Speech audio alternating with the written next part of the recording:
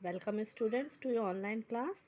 Today we are going to read Social Science chapter number 3, the first cities.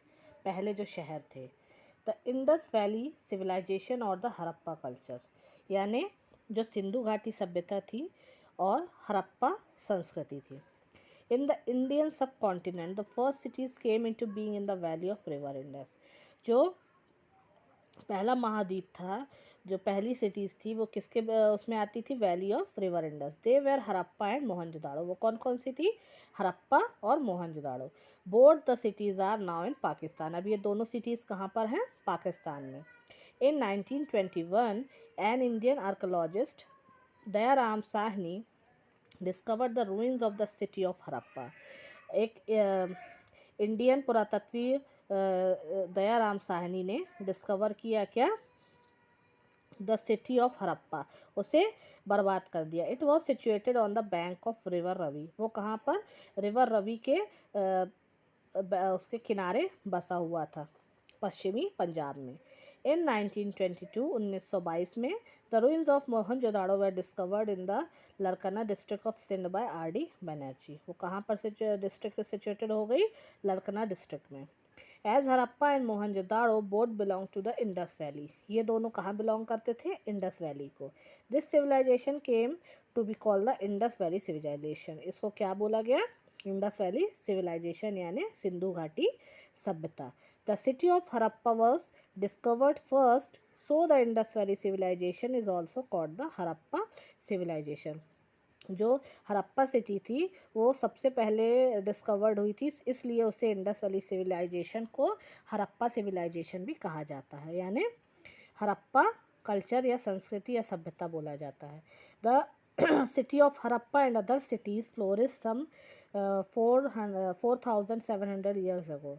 जो हड़प्पा का शहर है वो फ्लोरिस्ड हुआ, यानी विस्तारित हुआ 4700 साल पहले. अब इसके बाद क्या आता है बच्चों? सोर्स ऑफ हड़प्पा कल्चर, यानी हड़प्पा कल्चर का, हड़प्पा संस्कृति का स्रोत क्या था? The chief sources of the Harappan culture are the archaeological evidence which include the ruins of the ancient city buildings, pottery, seals, toys, weights and measures, ornament, tools and weapons. तो क्या था उसका सोर्स? कि पुरातत्व का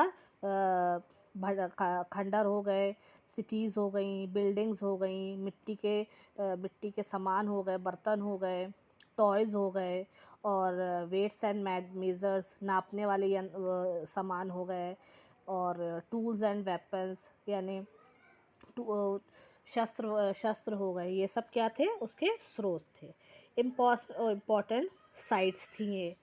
ठीक है. अब नेक्स्ट क्या आता है? टाउन प्लानिंग, यानी शहर की योजना, जिसमें क्या क्या आता है? रोड्स, किस प्रकार की रोड्स बनाई गई, किस प्रकार के ड्रेनेज सिस्टम बनाए गए, कि निकासी की जो जगह होती है वो कैसी बनाई गई. देन उसके बाद क्या आता है? सिटीज़, जिसके अंतर्गत क्या आता है? बिल्डिंग्स, किस टाइप की बिल्डिंग्स वहाँ बनाई गई. 3 कैटेगरीज में उसकी बिल्डिंग्स बनी गई. बड़ी बड़ी बिल्डिंग्स बनाई गई, बाथ टब बनाए गए. और Harappa were divided into Mohenjodaro and Harappa were divided into 2 parts. ये दोनों किसमें? 2 भागों में बांटे गए, जिसे क्या बोला गया? Citadel. Part 2 was built at a lower level, और जो दूसरा भाग था वो निचले हिस्से में बनाया गया. फिर उसके बाद क्या आता है? स्टोर हाउसेस और द ग्रेट ग्रैंडरीज, यानी इकट्ठा करने की चीज़ें और ग्रैंडरीज बनाई गई.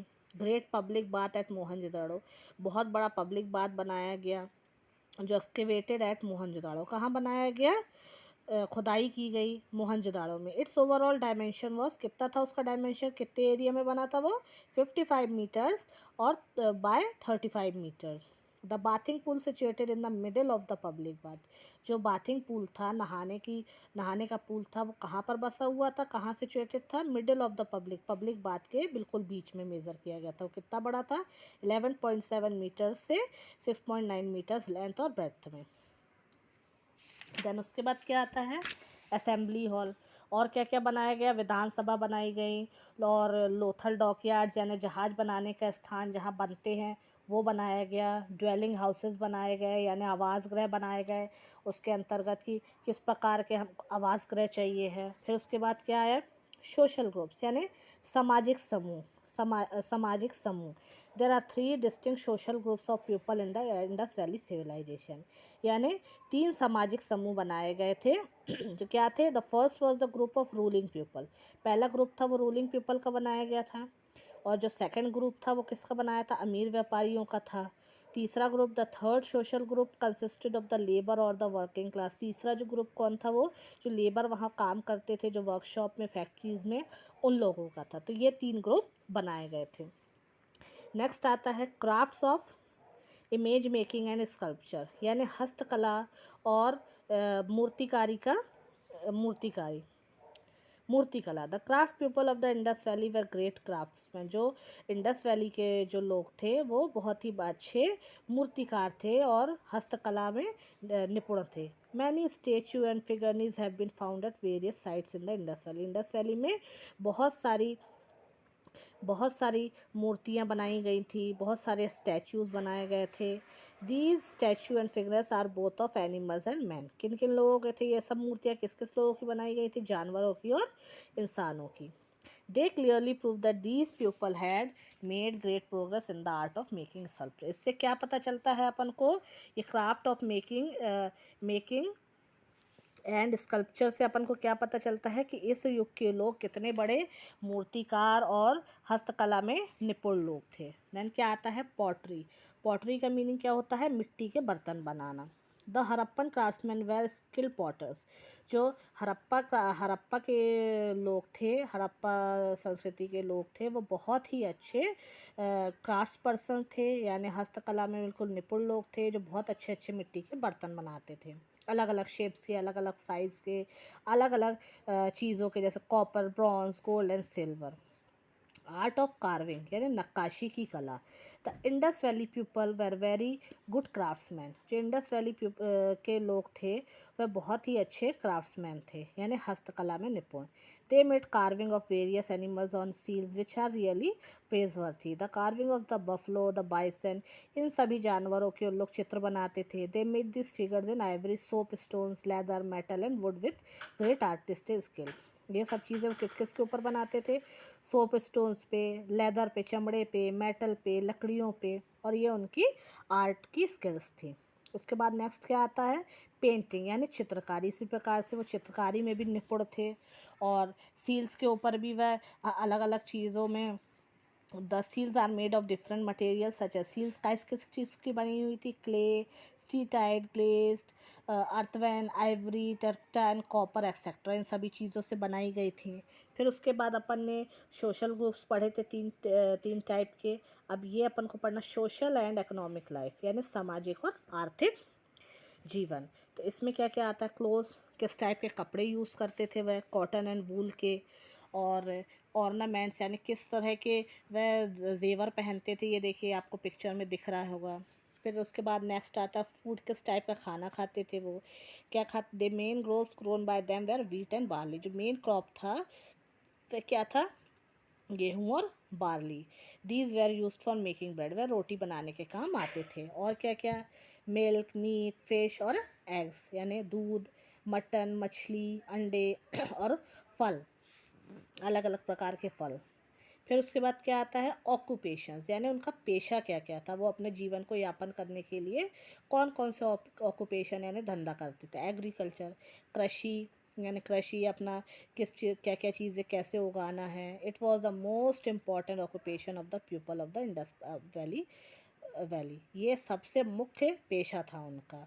There fields and near the reverse, उनके जो मैदान थे जहाँ वो खेती किसानी करते थे वो नदियों के नज़दीक थे, वहाँ पर वह छोटे छोटे डैम, चैनल्स और ये सब बनाए थे उन्होंने। डोमेस्टिकेशन ऑफ एनिमल्स, उसी प्रकार से जानवरों को कैसे पालना है। देन उसके बाद क्राफ्ट्स, यानी कारीगरी कैसे करते हैं, bead making, tool making, weapon making, ये सब में चित्रकारी उनको कैसे करना है। उसके बाद आता है ट्रेड एंड कॉमर्स, यानी व्यापार और वाणिज्य। Commerce and trade were very well flourish during the Indus valley civilization period. व्यापार उस समय बहुत ही अच्छा चल रहा था। There was a regular trade between trader of one city and the other. उस बीच में क्या था कि जो ट्रेडर यानी व्यापारी थे और जो व्यापार था दो लोगों के से बहुत अच्छा चल रहा था। Harappan use to import precious stone. जो हड़प्पा थे वो क्या करते थे, जो सुंदर सुंदर प्रीशियस यानी महंगे स्टोन्स थे उसका वो करते थे। Different metals and other articles from southern and eastern India, Kashmir, central, वो बाहर शहरों से बाहर देशों से वह ये सब सामान ला के वो व्यापार करते थे। फिर नेक्स्ट उसके बाद क्या आता है, गेम्स एंड अम्यूज़मेंट यानी खेल और मनोरंजन। There were various means of amusement.